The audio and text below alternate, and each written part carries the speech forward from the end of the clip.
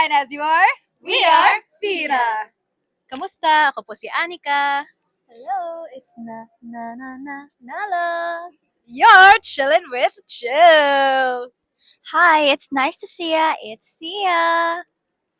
Hello, y'all. This is Heaven. We are Fina. Congratulations. Thank you naman. Thank you so much. Ano pinaka na-excite kayo dito sa launching ninyo and to be part of the P-pop community? Oh, sure. Go.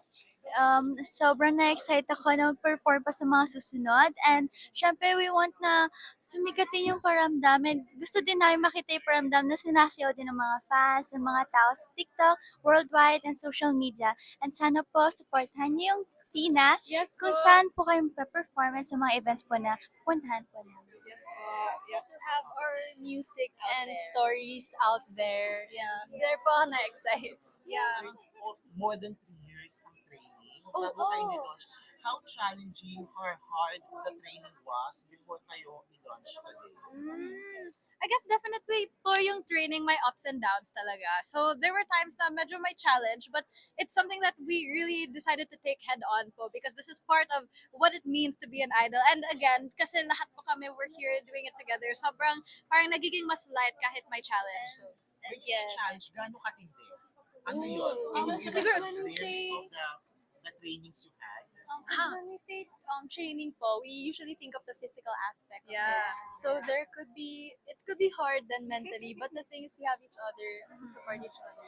But at the end po, because of the hardships that we face physically and also with everything, our bond has reached a greater state po. And now we are just like sisters po talaga. So I hope that we can translate the sisterhood and the fun of being a woman in front of the people. Community at sa P-pop world?